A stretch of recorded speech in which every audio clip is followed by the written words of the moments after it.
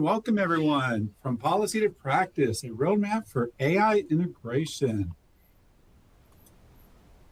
All right, Casey and I represent the Center for Excellence in Teaching and Learning, aka the CETL. We are both instructional designers, but as you may suspect, our office wears all the hats from professional development to course design to LMS, and by default, because of all that, AI integration as well. So today we'll walk you through what AI integration has looked like at our campus. So we hope that through doing this, you will discover ways you can support your institution, your students, and faculty through this new world and ever-changing world of AI. So our mission at the Center for Excellence in Teaching and Learning is to empower, elevate, and engage faculty in continuous improvement. We serve both full-time faculty and adjunct instructors who teach in online, face-to-face, and hybrid environments. So Texas Wesleyan University is a small private liberal arts university serving approximately 2,600 students. And this smaller size does allow us to build closer, more personal relationships with our faculty. So we are committed to helping our faculty grow as educators and supporting them in creating more student-centered and engaging learning experiences. So as you know, research consistently shows that students learn more effectively when they're actively engaged, and that's at the heart of what we do. And along those lines too, our client is the faculty. So we are not student-facing, but we do affect students indirectly. And before we move on with our presentation today, I do want to encourage you that although we may be on different roads, our goal is to help you spark ideas. Additionally, we encourage you to ask questions. There are two of us today, so we'll strive to keep up with your questions in the chat.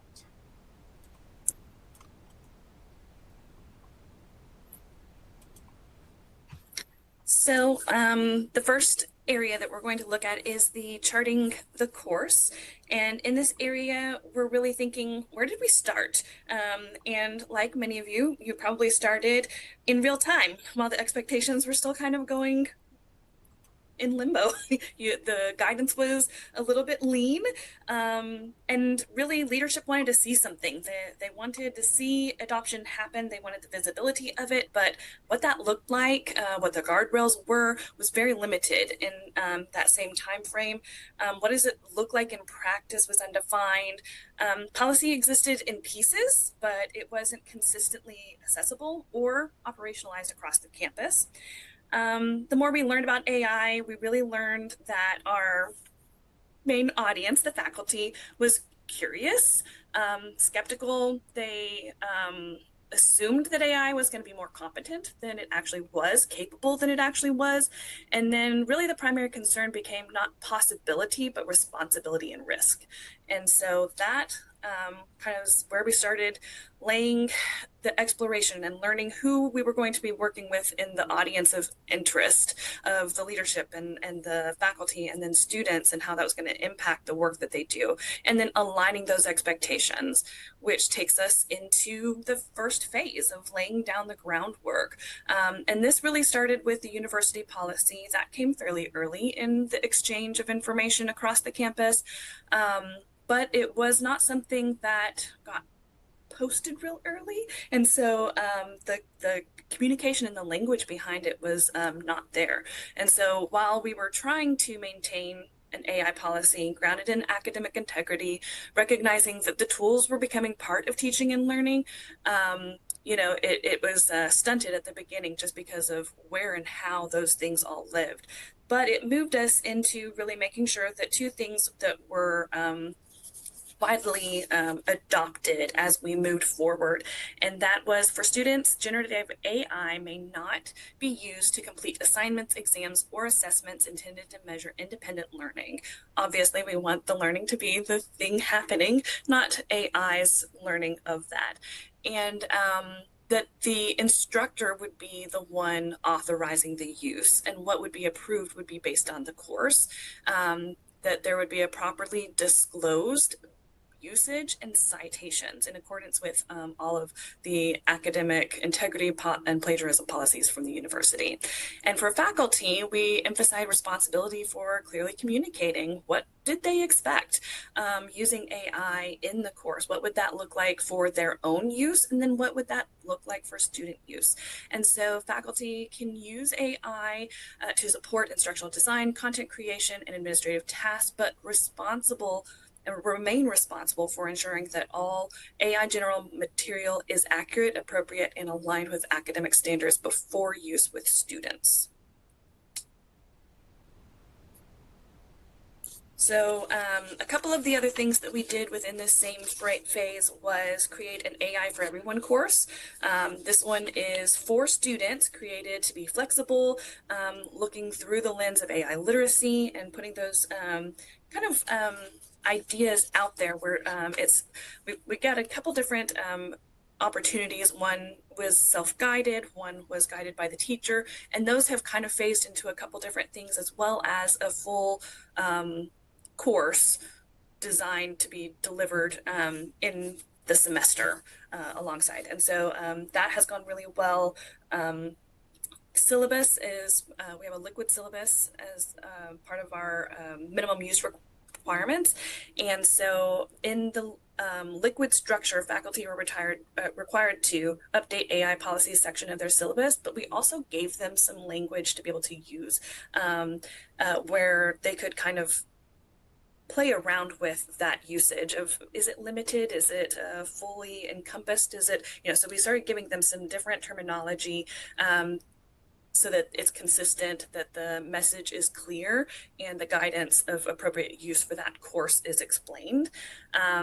And then we are responsible for training. And so we put, once the policy was in place, we implemented AI training opportunities, and we wanted it to be more embedded in, so not maybe a tool designed specifically for this or specific AI platforms being used, but instead more so we're looking at the ethical pieces behind it. What are some different ways? So we looked at available tools and how they were used. The other thing we looked at was supporting faculty in developing some tools like interactive bots, creating practical case-based scenarios aligned with course content to promote active engagement. And the next thing was looking through the lens of assessments and assignments within their courses. And so really looking at that course design component. And as instructional designers, we do use it.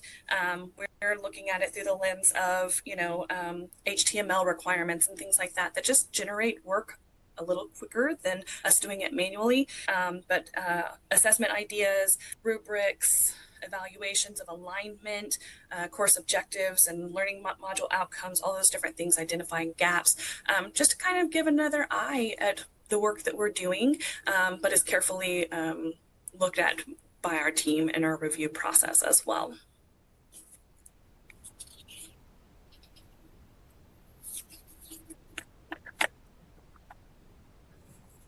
All right, so when working with your faculty to get into these places unknown, it is important that they know what they are comfortable with. So to accomplish this, we encourage faculty to do the following. So first of all, we wanted them to take a self-assessment and an AI literacy quiz. And through this, faculty could explore what they know about AI and at what level they're willing to explore and work with it.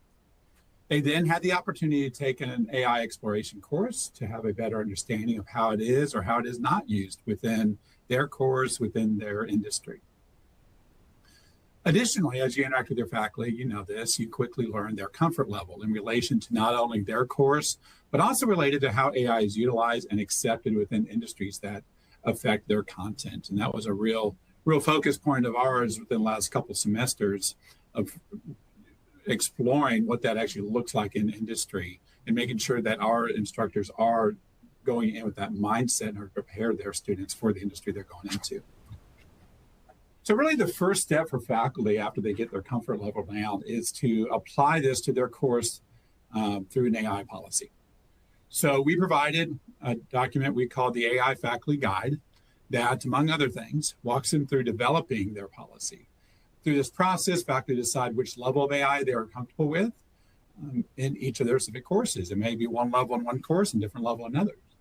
So the levels that we defined are prohibited, limited, and integrated.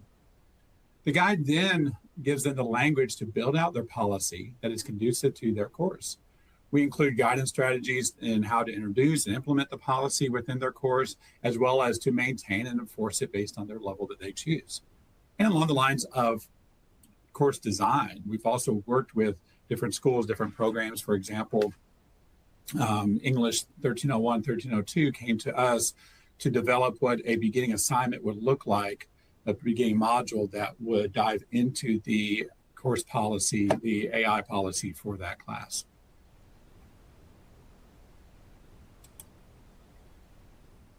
So in this slide, you will notice tools and resources that we developed to aid our faculty in this transition. And Casey's already hit on several of these.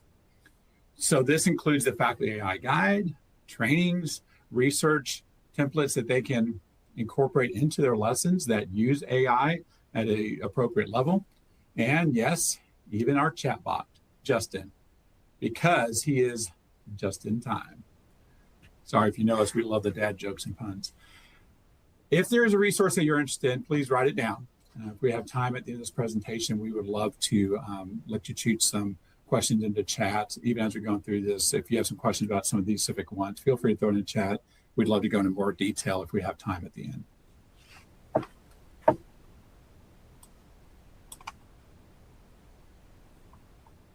Okay, so from there we move on to phase 3, and we're calling this cruise control. We're moving from isolated moments into sustained repeatable practice. And so what that looks like is we're not really testing whether AI belongs in the academic conversation, but instead we're working with our specific schools, units to situate AI inside real curriculum, looking at it in the disciplines that we have here and professional context that we're getting our students ready for. So that includes work like in our English 1301, having an AI lesson that is this like collaboration of the different professors and wanting to say this is not abstract, it's embedded in how we do our work here and what that use looks like. So we're looking at sustained collaborations with our schools from education, business, arts and science, and health professions. And so we wanted to see how they showed up in concrete ways in these different areas. Another area that kind of took root was simulations, practice environments, creating those bots like we talked about before, and scaffolds aligned to professional standards, not generic experimentation. Along those partnerships, a significant amount of our work actually was at the individual level with our faculty. They came to us with concrete problems and ideas, and so then that led into development of AI-informed OERs, certification pathways, and programmatic redesigns. A couple of these that were really highly invested in those processes was in criminal justice and really looking at AI and ethics in the use within that space, kinesiology, and applied professional education. So these efforts were less about innovation because of innovation's sake, but instead it was usability, alignment, and instructional fit. And what distinguishes this phase not as any single project or school or discipline was really the volume and consistency of our faculty's engagement with us. We were really no longer introducing AI as a concept, but supporting multiple efforts, each moving at its own pace, drawing on shared practices and shared lessons. And to support that complexity, we needed some infrastructure. So we were awarded our first grant as a team. And so in fall 2026, if humanly possible, we will be opening the Forge at TexWest. It's not simply a technology space, but a commitment to immersive interactive learning supported by AI. And it's going to be a collaborative support and professional development opportunity, overcoming technical barriers and a space to grow. The other area that emerged was the AI working group. Its purpose was to surface what was already happening, reduce duplication, create some shared language around where and why we're using AI, what responsible use look like in practice, and also what that looks like not only for faculty, but also for staff. And are there some places that those overlap? And so what we found overall was that our people wanted training that's job embedded, discipline specific, field appropriate, and intentionally designed. There was a strong agreement that ethical considerations should be the guide. Not only should we use it ethically, but the language should describe our purpose in why AI would be included in the conversation. And by this phase, again, we were not looking at isolated events anymore. We're not looking at the experimental look anymore. We're not speculating the use of it. Instead, we're distributing, we're contextualizing, and increasingly it's going to be value driven. And so this shared understanding and meaningful integration is going to be the ongoing work from here.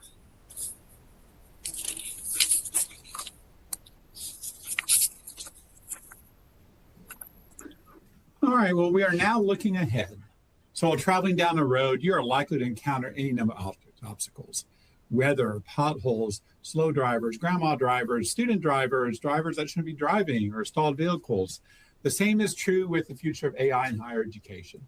So to support our faculty, we commit to continuing to support them in designing assessments and activities that avoid the use of AI or that curb the use.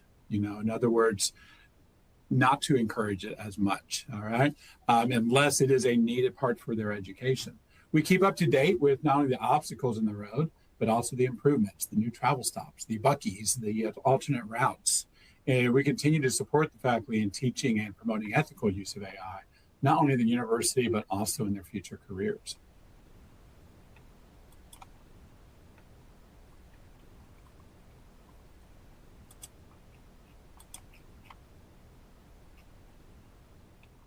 So as we conclude, we encourage you to reflect on today's presentations. So look at these questions here and feel free to put your answers into the chat there, or if you want to, just write them down for yourselves. But just think about which elements from the presentation align with your institution's current practices, and which elements from the presentation would benefit your institution as next steps. Additionally, if there was a tool that was mentioned that you want to know a little bit more about, feel free to throw that into the chat as well. We'd love to take your questions and to hear your input. We did want to give you all something to take away with you. So here you'll see this QR code leads to a portion of our website. That is in particular the portion titled AI at Texas West. And this is where you can see some resources. You can also see that faculty AI guide that we had developed as well. And so feel free to look at those. And, we learn together, we grow together. And so if you ever have any questions or want to buy us a virtual cup of coffee and chat sometime about some of these and where you and your institution and your department's going, then we definitely would love to chat with you.